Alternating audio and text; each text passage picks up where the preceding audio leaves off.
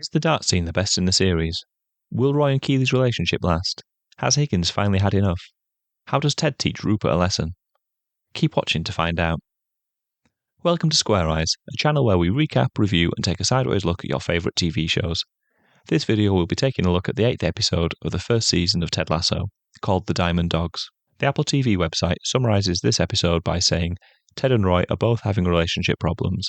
Ted consults the Diamond Dogs, while Roy lays it on the line with Keely, which is too short to really tell you anything. I'll give you much more detail in my full recap. Let's jump straight in.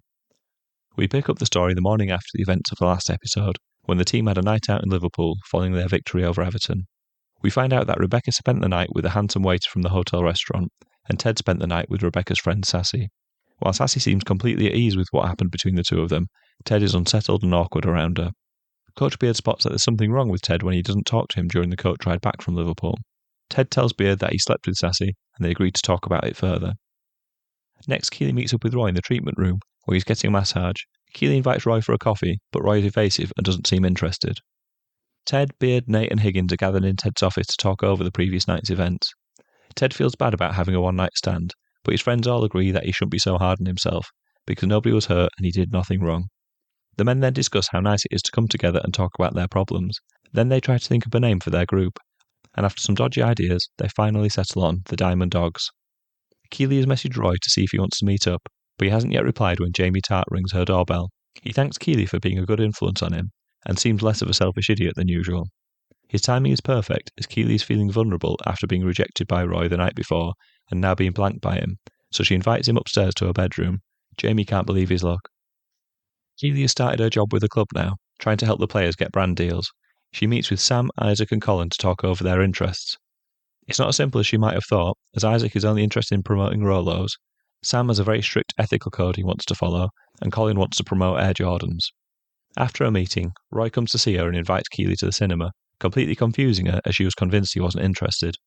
Roy apologises and explains he's taking things slowly because he doesn't want this relationship with Keely to be a one-night stand. He also explains he's trying to be more honest with people too. In the spirit of being honest with each other, Keely tells Roy that she slept with Jamie the previous night. Roy takes the news badly and loses the ability to communicate. Instead, he makes a disgruntled kind of growl and storms out of the room.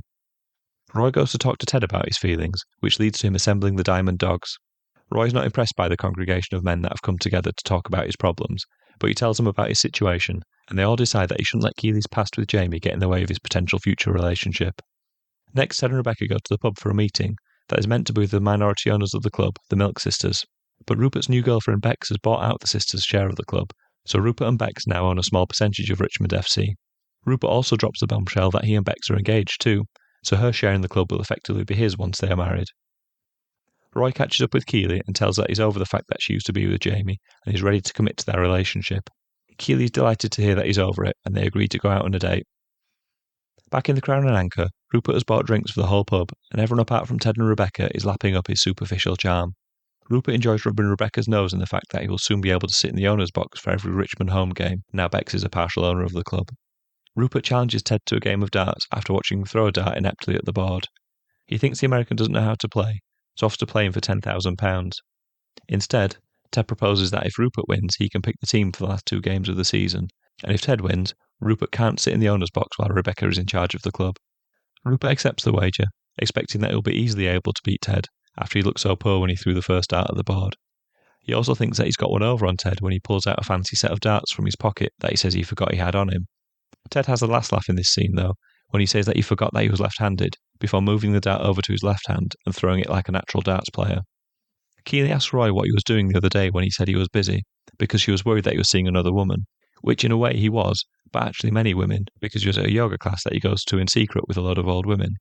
Then they kiss again, which is a lovely moment until it's spoiled by a paparazzi photographer snapping them. Roy grabs the photographer and takes the memory card out of his camera so he can't use the photographs he's just taken.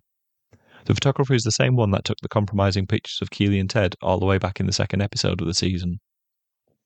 In the darts game, Ted is left with the hardest possible 3-dart combination required to win the match, 2 triple 20s and a bullseye to win. If he doesn't do that, then Rupert only needs a double 5 and he will most likely have 3 chances to get it, so it looks very difficult but not impossible to win from this position. As Ted is throwing his darts, he delivers an amazing speech to Rupert, based around a Walt Whitman quote about how people should be curious and not judgmental. As Ted casually throws the darts he needs to win the game, he explains to Rupert how his lack of curiosity led him to underestimate Ted and to write him off without considering the potential he might be good at darts. We also find out a bit of Ted Lasso's personal history. He mentions how he used to play darts every Sunday afternoon at a sports bar with his father from the age of 10 until he was 16 when his father died. Ted then throws the winning dart at the bullseye, saying barbecue sauce as it lands in the board. Then there's a tiny moment where Rupert is gutted to have lost, and Ted looks over and revels in the moment where he's beaten someone who he genuinely doesn't like. And it's really nice because Ted is usually too wholesome to be motivated by this kind of negative energy, but Rupert stirs something up in him, and he can't help but enjoy this moment, however briefly. Then his jolly mask is back on again within seconds, but for a moment he allowed that mask to slip. The next morning, Higgins tells Rebecca that there are 10,000 unsold seats for the upcoming Manchester City game. Rebecca tells Higgins to release the spare tickets to the visiting fans, despite the fact that this will hamper Richmond's chances, as Man City will find the game much easier if they have all those extra fans cheering them on. Higgins can't take any more from Rebecca, and swears at her and says that sabotaging the club to get back at Rupert won't take away her pain. Rebecca snaps back at Higgins, reminding him of how he used to take her out to lunch to allow Rupert to conduct his affairs behind her back. Higgins apologises for his past shortcomings, but he won't back down and threatens to quit. Things don't get any easier for Rebecca when Keeley comes into her office and confronts her about the pictures that were taken of her and Ted by the paparazzi photographer. She now knows that it was Rebecca that arranged it, after the photographer told her when she saw the pictures on his memory card. She tells Rebecca that she has to tell Ted about it, or she will. After the elation of the darts game in the pub, Rebecca is now back down in the dumps and is facing a very difficult conversation with Ted. This is a very good episode of Ted Lasso, but it's hard to talk about without going straight to the darts game between Ted and Rupert, which is one of my favourite scenes in the whole series.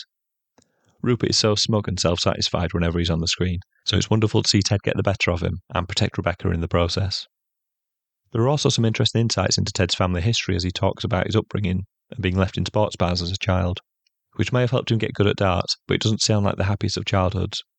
Regardless, the moment he hits the bullseye and wipes a smile off Rupert's face is a great moment, and one I'd been waiting for since the For the Children episode, when Rupert had been incredibly cruel to Rebecca. The rest of the episode was pretty good. We got to see Keeley and Roy's relationship get off to a rocky start, but eventually they worked it all out. It's quite sweet that Roy wants to take things slowly with Keeley because he likes her so much, after his history with relationships that are over and done with very quickly. Then he had to overcome his jealousy of Jamie Tart, which, for someone who doesn't seem all that in touch with his emotions, he does a fairly mature job of working his way through. And Ted had his own demons to work through with his one-night stand with Sassy, which he talked over with the Diamond Dogs. The real issue is that he's struggling to get over his divorce, and it feels wrong to be with another woman, even though it's actually okay now he's single again. The biggest moments, in terms of the plot, came towards the end of the episode, in Rebecca's office, when Higgins finally grows a backbone and calls out his boss's bad behaviour. He should have done this long ago, but at least he's done it now. Then it gets worse for Rebecca when Keeley tells her she knows it was her behind the paparazzi pictures of her and Ted. Keeley does the right thing in making Rebecca talk to Ted about it, as rather than Keeley tell Ted about it herself, she's given Rebecca the chance to show some accountability for her actions. It's not the most obvious course of action, but it's the right way to deal with it, as it means Rebecca has to face the consequences of what she did head on, rather than Keeley having to tell Ted about it. My favourite line in this episode came from Ted when he tells Rupert, "Be curious, not judgmental," which he attributes to Walt Whitman, though I'll talk more about where this quote comes from later. I think the idea of being more curious and less judgmental is advice that we could all probably do with listening to. It's a neat phrase that shows how Rupert had badly underestimated Ted because he wrote him off too quickly, and then later lived to regret it. The names that were suggested before the Diamond Dogs was agreed upon were Ted Lasso's Personal Dilemma Squad, the EQ Warriors, the Knights of Support, and the Proud Boys. While the Diamond Dogs might not be an amazing name, all the others were absolutely terrible, so I'm pleased they agreed on that one. When Jamie Tart goes to visit Keeley at her house, he tells her his stats for the Man City game against West Ham were 10 touches, 2 completed dribbles, 1 free kick, and 1 goal scored. While it's great he scored, the rest of the stats aren't all that impressive, suggesting he's not being a starting player for Manchester City since he's been moved back to his parent club, and he's having to play from the bench. Strikers typically have the fewest touches of the outfield players, but it will be disastrous for a starting striker to only have 10 touches. The name the Diamond Dogs comes from the David Bowie album and song of the same name. I guess it was chosen because Richmond's nickname is the Greyhounds, so there is a dog connection with the football team. David Bowie's song is played over the credits at the end of the episode.